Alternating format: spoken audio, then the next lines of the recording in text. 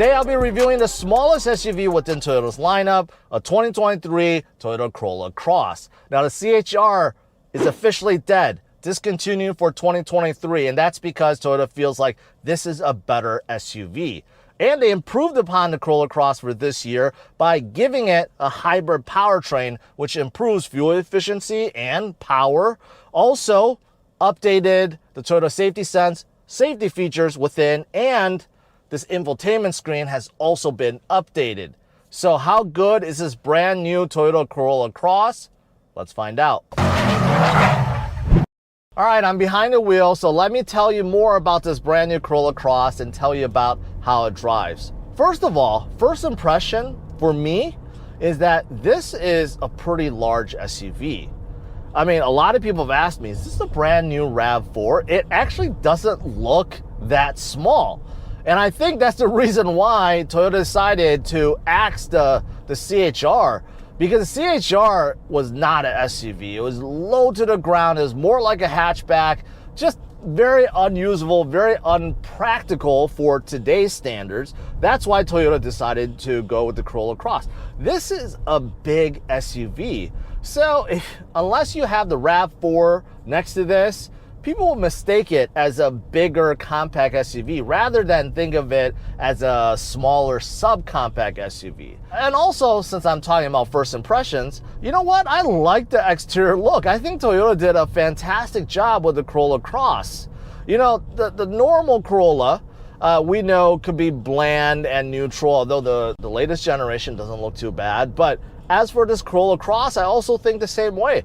This is a pretty good looking SUV, especially with the introduction of the sport trims, which came out this year because of the hybrid powertrains. I think Toyota did a really good job with the exterior look. This one in general, everything on the outside is blacked out. This one is like the mid-hybrid trim, the SE. So all the emblems, the lettering blacked out. Also, you have a two-tone paint color. The roof is black, the body is blue, right? And then you combine that with the rest of the car.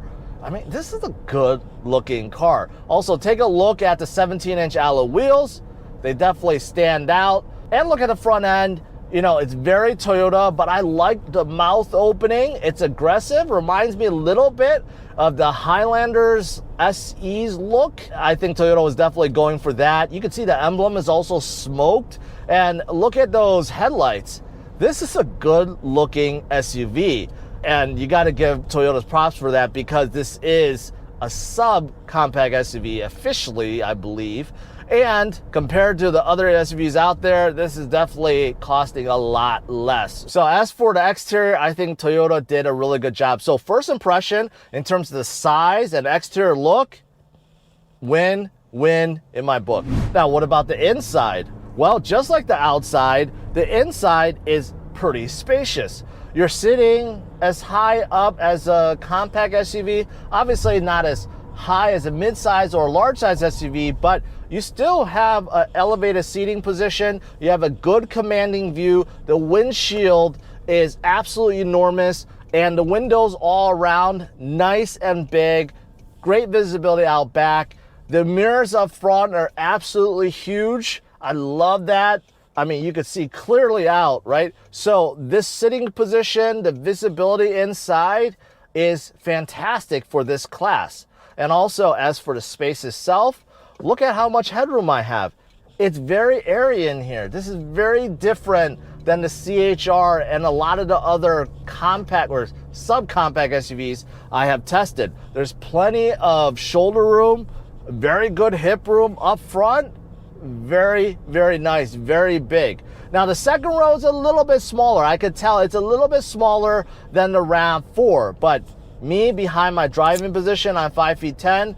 I have about 1 to 2 inches of leg room, and even more so with headroom. So I would say the rear isn't all that bad either. And when it comes to trunk space, the Corolla Cross also doesn't disappoint. You can see behind the second row, nice and wide, deep, plenty of space. And if you fold down the second row, you get even more. So as for utility, practicality, and interior space, this Corolla Cross has it all and way better than the SUV it replaces.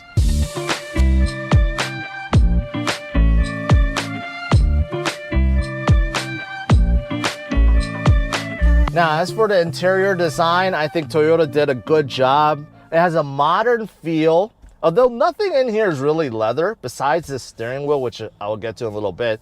Everything else in here is not leather. Like the dash, door panels, mostly hard plastic. But the way it's sculpted, the way everything flows on the inside, very simple, not a lot of buttons and not a whole lot of clutter, right? You just see a nice dash in front of you, a little bit of aluminum on the dash, center console area on the door panels. It's a nice, clean, modern look. Now, one of the biggest upgrades for this year is the infotainment system, 8-inch touchscreen, and not only has that been upgraded, the interface itself also upgraded with the latest Toyota infotainment system, and this one is way better than the previous generation. And I've tested this inside a number of new Toyota cars, starting with the brand new Tundra, and it's a good system. You have a few navigating buttons on the left side, but you could navigate through very easily. You can now get OTA updates with this. You could get wireless Apple CarPlay, wireless Android Auto in some trims, right? Wi-Fi, and a plethora of other things in there that you could go through and configure. So this is a big upgrade. And here's the best part. Every trim for the Corolla Cross gets this brand new 8-inch infotainment system. Very nice. Also, you get another little tiny screen inside the gauge cluster. Most of the gauge cluster is analog, but you know, it gets the job done, nothing fancy. But the little screen in the middle that allows you to scroll through and look at your safety system. By the way, this one has been upgraded with Toyota Safety Sense 3.0. That's also another addition for this year.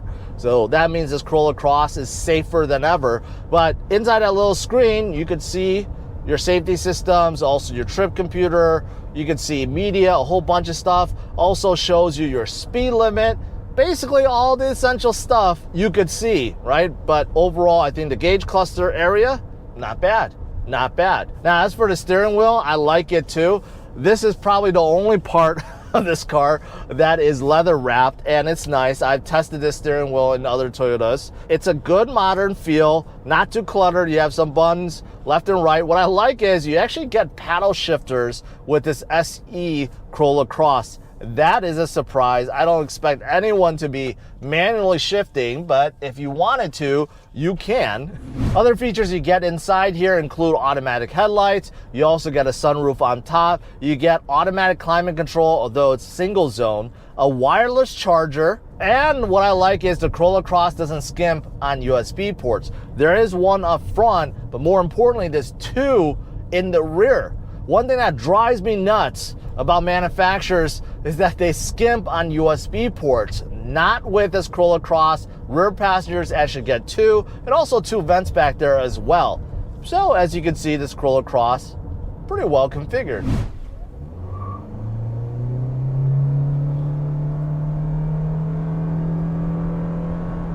Okay, I didn't talk about the engine yet, but I just tested out the acceleration 0 to 60 from a dead stop. Actually, the tires squealed.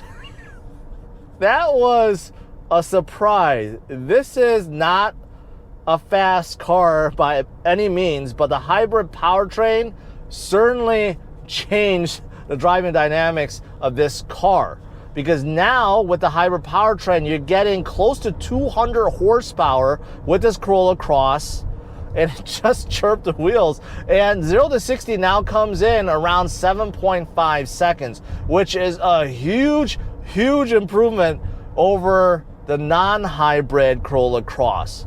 So I gotta be honest with you guys, I've been driving this for the past couple days around town, and not once did I feel like this engine is not up to the task, inadequate for this SUV. No, it actually feels quite good. I mean, yes, this is not a fast SUV. This is not going to blow you away in terms of how quick it is or how fast you could pass someone. No, but for everyday driving, this is more than adequate in terms of getting up to speed, passing, even when you have people in the car, it's actually really impressive. Really, really impressive. And you get impressive fuel economy as well. 45 mpg in the city, 45, 30 on the highway, overall combined 42. So this new hybrid powertrain not only makes the Corolla Cross a much more enjoyable ride, but also increases the fuel economy substantially. Very impressive. What's also impressive about the Corolla Cross is how comfortable it is. Being that it's a subcompact SUV, one that can be had for under $30,000, right? This is surprisingly quiet and comfortable. The hybrid motor itself is a little bit loud. All Toyotas are like that. All Toyota hybrids, you know, sometimes when the engine spins up, you hear this constant droning, right? That you could still hear. But as for overall noise from the outside, actually, it's pretty quiet. It's pretty well insulated, and that's a surprise. The fit and finish is still very good with this Corolla Cross. And I say it's comfortable too because I already talked about the great driving position, the great visibility, but the seats also very nice. They're not leather, they're cloth seats, but they look nice and they feel nice too. I like the way they feel up front and in the second row. I don't feel like they're very tough or uncomfortable. Nice cushioning and nice bolsters holding me in. And the suspension is quite nice. It's not gonna carve corners as good as a Mazda or a BMW, let's say, but it is soaking up all the imperfections and bumps very nicely. And I don't feel like this is a boat. It's not floating around, still somewhat controlled. So as a daily driver, as a daily commuter, this is going to be an awesome, awesome ride. As for pricing, there are 6 different trim levels to the brand new Corolla Cross, 3 of them having the hybrid powertrain. So the base is L, and that one starts around $24,400 after destination charges. So under $25,000. Then you have the LE, the XLE, and then you have the new hybrid versions. The S hybrid starts around $29,300. Again, this is after destination charge. Then you have the SE hybrid, which is the one I'm driving today, a little bit above $30,000. And finally, the range topping XSE hybrid, that one is right under $33,000. So to sum up, am I a fan of this brand new Corolla Cross? Yes. I think Toyota absolutely nailed it with this SUV. I'm actually quite surprised because I did a little research ahead of time, reading what other reviewers and what other writers and columnists, what they thought. And a lot of them just bashed the Corolla Cross, gave it a really low rating and rated it very low within this class. And after reviewing it, I don't quite get it. I feel like they're not being objective because what Toyota did was create an inexpensive, affordable SUV that's meant to be a great daily commuter. And that's exactly what the Corolla Cross is. In my opinion, the Toyota Cross looks fantastic from the outside. Also doesn't look like a hatchback, a low to the ground. Actually looks like a proper crossover SUV. Also on the inside, it is spacious. I don't feel cramped. I don't feel small. I feel like this is the same size as the RAV4, just slightly shorter. Also, the drive is very comfortable, very quiet. The hybrid powertrain changes the game, makes this Corolla Cross not only fun to drive, but also gives you amazing fuel economy. With the hybrid powertrain, you're talking about just right around 30 or a little bit above 30, which makes this car an absolute bargain in my opinion. And for these reasons, that is why I'm a big fan of this Toyota Corolla Cross. I think Toyota nailed it. So if you're in the market, definitely go check one out. Smash it a like, subscribe to the channel. Stay tuned for my future review videos. Take care. Bye-bye.